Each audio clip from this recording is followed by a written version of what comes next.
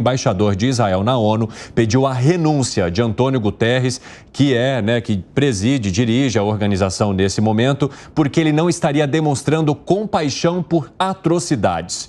Luca Bassani é quem integra o nosso time e vai trazer as informações agora. Depois, eu acompanhei parte da reunião hoje, vi uma divergência ali entre várias autoridades no discurso e agora o representante de Israel trazendo de uma maneira mais intensa e dizendo, então, que Antônio Guterres seria conivente com as atrocidades que estão acontecendo ali. Conta mais, Luca Bassani, bem-vindo.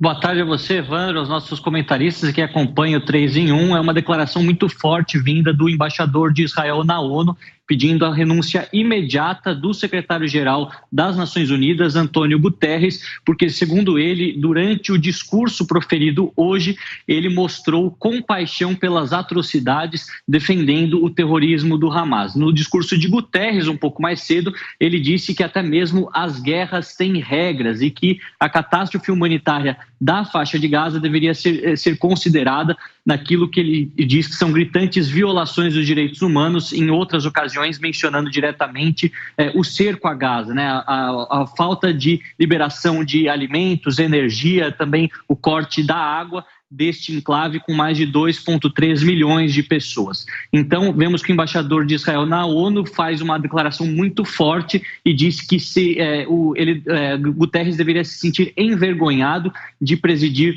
uma instituição que nasceu após o fim do Holocausto, lembrando as Nações Unidas, fundadas em 1945, após a Segunda Guerra Mundial. Nós vemos que, no aspecto diplomático, pouco tem sido feito para minimizar a crise humanitária em Gaza e, ao mesmo tempo, conseguir a liberação de mais reféns. Nós vemos que durante a última semana apenas 4 reféns foram libertas, 4 mulheres, uma mãe e uma filha na semana passada e ontem 2 idosas, uma de 79 e outra de 85 anos, mas segundo a inteligência israelense são mais de 220 pessoas que continuam sob a custódia dos terroristas do Hamas, o que mostra que esses esforços de negociação estão sendo muito lentos ou surtindo pouco efeito, ao mesmo tempo que os bombardeios intensos na faixa de Gaza já deixaram mais de 5.700 mortos dentro do enclave e, obviamente, os ataques terroristas do Hamas, mais de 1.400 mortos em Israel. Então, uma catástrofe de mais de 7 mil mortos durante essas últimas semanas. Bassani, rapidamente, o Luiz Felipe Dávila tem uma pergunta para você. Vai lá, Dávila.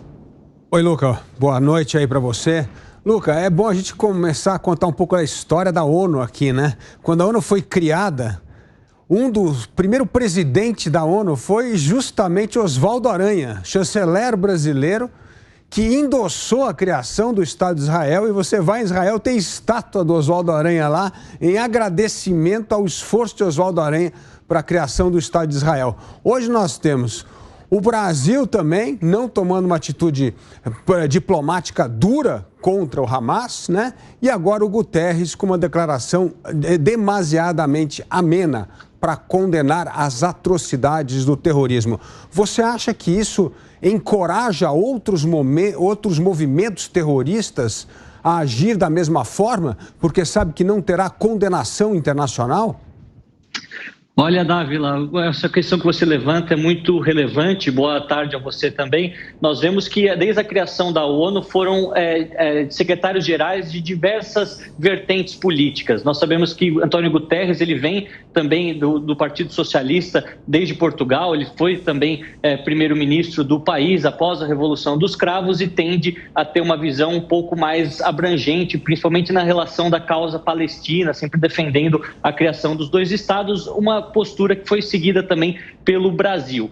Porém, a gente vê que ao longo dos últimos anos, até pelo fato do Hamas controlar politicamente a faixa de Gaza, a ONU abrandou as suas críticas a esse grupo para tentar sempre ter o caminho livre, o livre passe e livre acesso à faixa de Gaza para poder realizar suas ações humanitárias, que são essenciais. Segundo até os dados da própria instituição, 80% das pessoas que vivem em Gaza necessita de algum tipo de ajuda humanitária. Então, acho que foi uma tentativa, ou pelo menos uma escolha dos diplomatas da ONU de não comprar uma briga diretamente com o Hamas, os categorizando como grupos terroristas. Se isso incentiva outros grupos a realizarem ataques, a gente não sabe, porque atualmente ataques terroristas se concentram mais na África África e também outras localidades do Oriente Médio, principalmente um pouco mais ainda a Ásia, o ISIS-K dentro do Paquistão, aí já estamos falando do sul da Ásia, e a ONU tem pouco acesso a essas localidades e não consegue realmente atuar de maneira a prevenir e a salvar aqueles inocentes que são os primeiros afetados por essas tragédias. Realmente, isso mostra que a ONU precisa de uma mudança na sua estrutura, que segue um modelo muito arcaico, até criticado pelo presidente Lula e por outros líderes do mundo de direita e esquerda, por ainda estar fixada naquela nova ordem que foi estabelecida após a Segunda Guerra Mundial, que já não se reflete a realidade multipolar que nós temos em 2023.